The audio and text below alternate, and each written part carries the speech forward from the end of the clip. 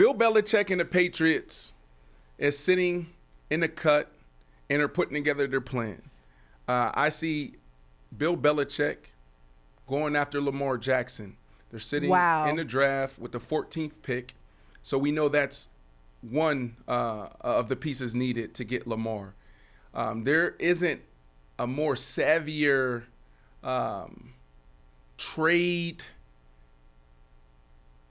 mind in the business when it comes to draft day. Bill Belichick, if you go back in over the last 20 years since he's been with the New England Patriots, he's always doing something creative on draft day. So right now we're sitting here March 27th. The draft is a month away, April 27th. That's when it starts. I think that's when it happens, maybe a couple days before or on opening night. Bill Belichick and the Patriots is going to find a way to get Lamar Jackson. He's that good. The NFL is always talking about the intangibles. They love that phrase, locker room guy. They love, the quarterback who represents the organization and the franchise, both on the field and off the field. Lamar is that guy. And he looks around the league and he sees this guy getting paid. He sees this guy getting paid, and he knows that he's better on the field than this guy. He knows he hasn't had any off-field issues like this guy. And he's looking around, he's patient, and he's doing what he's supposed to do. He's showing up because he's a locker room guy. He's showing up because he knows the team, the guys that he's in battle with, are depending on him. So he's showing up and he's showing good faith in the organization and the front office and what they're telling him. And that patience starts to dwindle every single time he doesn't get paid. So yes, at one point it was solely about the money. But there comes a point where now it's a disrespect thing. Because now I have given you everything you have asked of me and then some. I have given you patience that you did not deserve. And all you did was take advantage of that. All you did was say, yeah, thanks for the patience. Yeah, thanks for the wins. Yeah, thanks for the camaraderie in the locker room. It doesn't matter. Here's what you're worth.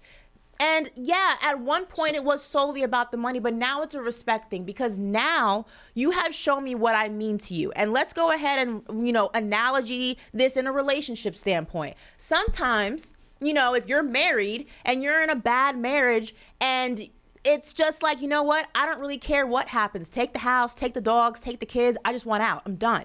Lamar has reached a point of no return with this organization because they have already shown him so many times what he means to them. And there is nothing, he filed for divorce. There's nothing left for them to do. There's no salvaging this relationship. Once you have tarnished your relationship with someone beyond repair, once you have shown that my loyalty is not returned with loyalty, that my respect is not returned with respect, that my consideration is not returned with consideration, we have nothing. There is no relationship here. There is no partnership here. There is no business relationship. There is no friendship. There is nothing. And there's not enough money that you can throw at somebody who values all of those things. There's not enough money you can throw at them to go ahead and change how they see you. And that's exactly where Lamar is right now. Is it not funny to you that where are all the other guys? Like right now, let's search Baltimore Ravens teammates stand up for Lamar Jackson. Mm-hmm. There's right now in the offseason, going into the offseason, going to be 90 guys. Mm-hmm. But in the season, going to be almost 60. Right. How many guys do you think you'll find on the internet that stood up and said, we need to pay him? Yeah. What are we doing? What are we doing? Yeah, I was texting guys last night, like legends, or old school guys like, yo, can you come on Paper Route tomorrow?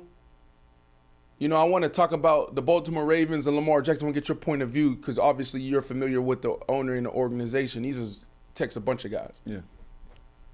95% said, I'm staying away from that. Mm. We're scared. Yeah. We're scared to fight for each other. So I know that was a simple question. Mm-hmm. But if I'm a wide receiver in that organization, I basically publicly say, when Lamar leaves, I leave. Mm. Wow. Kidding me? Yeah. Please. Sheesh. Yeah. He's the general manager. Mm-hmm. He's the head coach. Hell, last year he got back into calling plays. Mm-hmm. Yep. You don't fire that guy. Mm-hmm. Are you kidding me? And for all these people out there to keep talking about Bill Belichick ain't him, y'all sick. Y'all sick. My boy, the Shady McCoys of the world, the Asante Samuels of the world, how dare y'all? Yeah. How dare y'all say Bill Belichick? Man, Asante Samuels podcast gonna come out. We got in a huge argument on this podcast a couple weeks ago. I don't know when he's gonna release this, but we keep debating and keep arguing over Bill Belichick. He played with him for 4 years. So you would think that he knows more than I do when it comes to Bill Belichick and the Patriots. But he's saying it's all Tom. And he keeps standing on that. How dare you, Asante Samuels? How dare you, Shady McCoy? How dare you say Bill Belichick ain't that guy? Roquan Smith, also a Baltimore Raven, wearing the same jersey, same colors, same city as Lamar Jackson, negotiated a 5-year, $100 million extension, which made him, at the time, the highest paid linebacker in the NFL without an agent. So it's not a conversation about it can't happen, no one ever does it, it's not working, the Ravens don't respect him because he's not using an agent. It's happened before. And yes, I understand a linebacker and a quarterback are not the same. We're not negating that. We're not arguing position. What we are talking about is the absence or the absence or not of an agent. It is possible to get a deal done without an agent, and the Baltimore Ravens have played ball with a player who did not have one at the negotiating table. So the fact that all of a sudden they're taking advantage of their franchise quarterback not having one, and now it's an issue to pay him, and they're trying to, finagle their way around the situation because Lamar doesn't have a traditional agent at the negotiating table, is hypocritical.